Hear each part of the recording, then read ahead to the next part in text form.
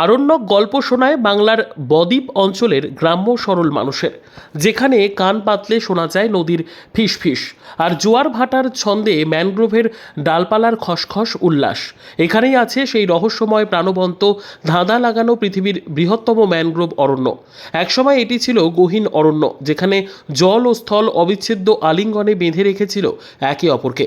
সুন্দরবনের মানুষজন প্রকৃতির সাথে বিভিন্ন প্রতিকূলতাকে সঙ্গী করে আশা, হতাশা, জীবন মৃত্যুকে বাজি রেখে এগিয়ে চলেছে জীবনের স্রোতে।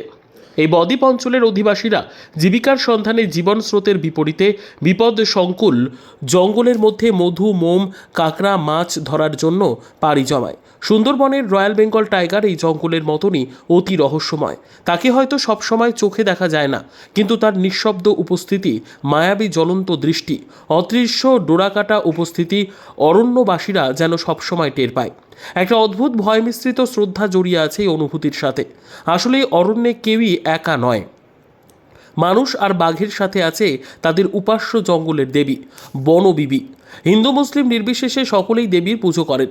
বনবিবি জঙ্গলের সকল প্রাণী ও মানুষের রক্ষাকর্ত্রী। বনবিবি পালাগানে উল্লেখ পাওয়া যায় আদিম অরণ্যের একমাত্র দেবীর। এই সকল বিষয়ে সূক্ষ্মাতি সূক্ষ্ম কাজের মাধ্যমে ফুটিয়ে তোলা হয়েছে।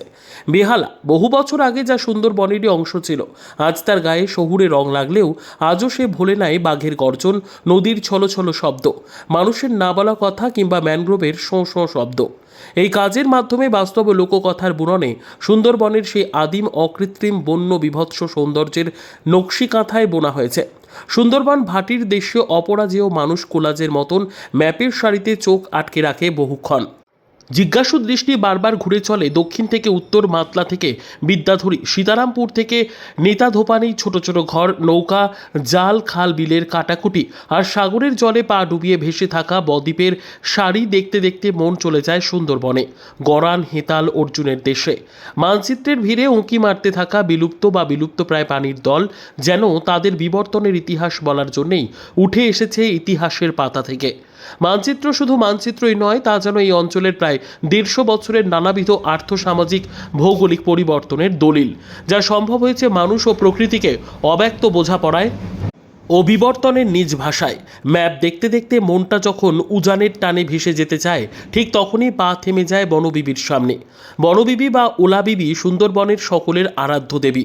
বিভিন্ন গল্প উপকথায় বনবিবির উল্লেখ পাওয়া যায়। বনবিবির কথা বললে দক্ষিণ রায়ের কথা তো বলতেই হয়। যদিও কোনো এক সময় বনবিবি ও তার ভাই জঙ্গলি শাহ দক্ষিণ রায়কে ভয়ঙ্কর যুদ্ধে পরাজিত করে আধুনিক যন্ত্রপাতির সাহায্যে এখন আপনার হাতের মুঠোয় সঠিক এবং নির্ভুল চিকিৎসা পাবেন সুরাহা নার্সিং হোমে। এখানে উন্নত প্রযুক্তির সাহায্যে ডায়ালিসিস, এন্ডোস্কোপি, ল্যাপ্রোস্কোপি, কিডনিতে পাথর, বিভিন্ন ধরনের টিউমার, প্রোস্টেটের বাইপাস সার্জারি, মুখমণ্ডলের ক্যান্সারের অস্ত্রোপচার সহ বিভিন্ন ধরনের অপারেশন বিশেষজ্ঞ চিকিৎসকদের মাধ্যমে করানো হয়। একই সাথে আমাদের এখানে বসছেন অভিজ্ঞ চিকিৎসকরা। জেনারেল ল্যাপ্রোস্কোপি সার্জন বসছেন প্রতিদিন সকাল 10টা থেকে দুপুর 2টো পর্যন্ত ডক্টর এস.এ. সামাদ। মুখমণ্ডলের ক্যান্সার বিশেষজ্ঞ বসছেন শনিবার সকাল 8টা থেকে দুপুর 2টো পর্যন্ত ডক্টর এস.এ. সালাম। প্রসূতি রোগ বিশেষজ্ঞ বসছেন সোম, বুধ, শনি ও রবিবার সকাল 10টা থেকে দুপুর 2টো পর্যন্ত doctor Amita Chowdhury. General surgeon ও মূত্র রোগ বিশেষজ্ঞ বসছেন সোম, বুধ, শুক্র সন্ধ্যা 6টা থেকে 8টা পর্যন্ত এবং রবিবার সকাল 8টা থেকে 12টা পর্যন্ত। সাবির আহমেদ প্রসূতি রোগ বিশেষজ্ঞ ও ল্যাপ্রোস্কোপি সার্জন বসছেন প্রতিদিন 11টা থেকে 1টা পর্যন্ত। ডক্টর মেহরুন্নেসা বেগম। স্বাস্থ্যসাথী কার্ডের মাধ্যমে চিকিৎসার যাবতীয় সুযোগ রয়েছে আমাদের নার্সিং হোমে। আমাদের ঠিকানা সুরাহা নার্সিং হোম, কালনা, রামেশ্বরপুর, পূর্ব বর্ধমান। অম্বিকা কালনা স্টেশন থেকে মাত্র 2 মিনিটের হাঁটা পথ। যোগাযোগ 9775377657, এছাড়াও 9547173936।